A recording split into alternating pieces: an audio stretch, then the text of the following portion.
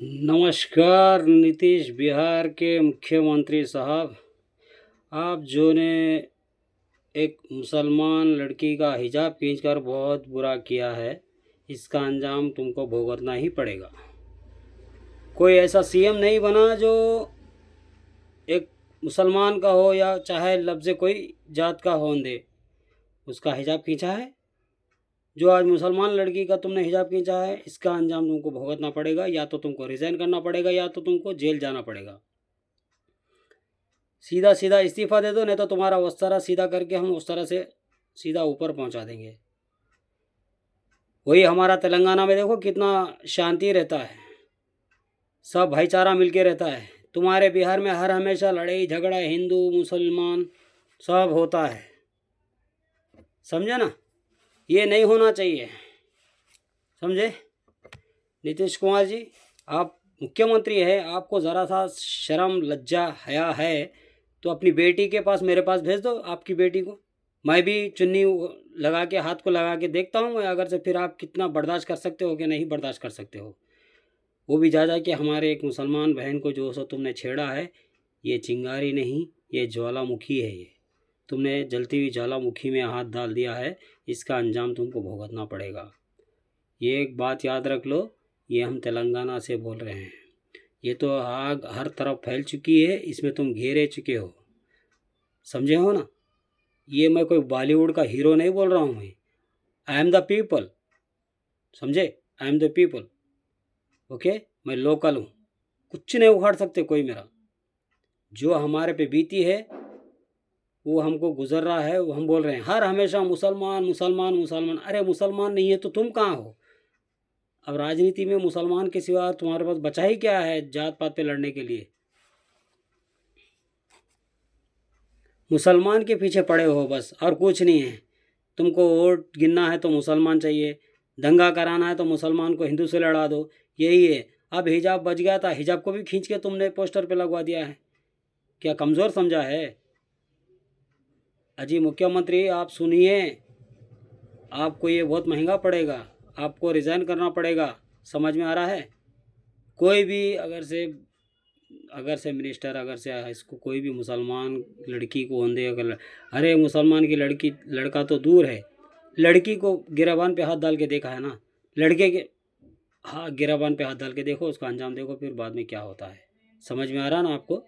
हाँ, तुमने लड़की का हिजाब कैसा खींचा, एक स्टेज पर रह कर तुम, वो भी पढ़ी लिखी लड़की को ऐसा खींचा है हिजाब जैसा कि तुम्हारी बेटी है वो।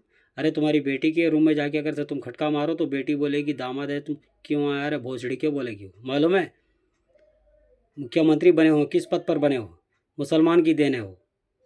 जिस दिन मुसलमान अगर से म्यान में तलवार रखी है, म्यान से जब तलवार निकलेगी ना तो तुम लोग नहीं बचोगे, मुख्यमंत्री जितने भी बचे हैं, समझे ना। हर हमेशा मुसलमान के कंधे पे बंदूक रख के निशाना लगाते हो, ये बहुत बड़ा सरासर गलती है। इसीलिए मेरी एक इल्तिजा है कि गलती से भी मुसलमान को छेड़ना मत।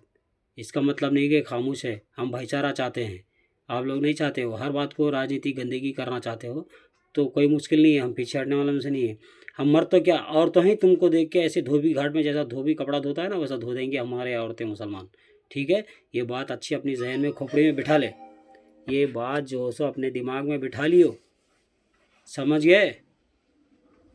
तो हर पद का सीट गई हो, समझियो। तुम्हारा जो पदवी है ना वो पदव चले गया है मुख्यमंत्री का, सीधा संन्यास देके घर में बैठ जाओ, समझे। आज के बाद अगर से ऐसा कुछ हुआ तो आज के बाद अगर से ऐसा कुछ हुआ ना तो खामोश बैठने वाले नहीं हैं, सीधा सीधा माफ़ी मांग लो। और जो भी है मुसलमानों से, सारे मुसलमानों से माफ़ी मांगो, समझ में आया। बस इससे ज़्यादा कुछ नहीं कहना चाह रहा हूँ, समझ में आ गया। जय हिंद जय भारत। इस्लाम ज़िंदा है, इस्लाम ज़िंदा रहेगा, इस्लाम ज़िंदा था, जिंदाबाद, जिंदा रहेगा, समझ में आ रहा है। इस्लाम को गाली मत दो वरना जल कर राख हो जाओगे।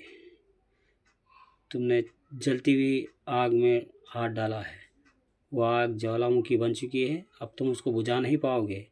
अब देखते रहो ज्वालामुखी में किस तरह जल के मरोगे, इसका अंजाम तुमको भुगतना पड़ेगा। आसपास के तुम्हारे जो चमचे हैं मिनिस्टर हैं उनको भी भुगतना पड़ेगा, दी एंड हो जाएगा तुम्हारा। चुपचाप घर में इस्तीफ़ा देके चुपचाप बैठ जाओ।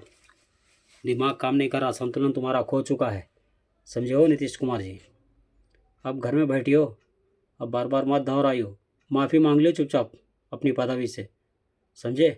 इस्तीफ़ा दे दो या नहीं तो नहीं समझ में आ रहा, बूढ़ा हो चुका है, समझे। ये जवानों की पार्टी है, जवान चलना चाहिए इसमें, यंग जनरेशन की पार्टी होना चाहिए। तुमको दिमाग नहीं काम कर रहा है, जैसा जैसा उम्र जा रही है ना तुम्हारा दिमाग संतुलन खोते जा रहा है।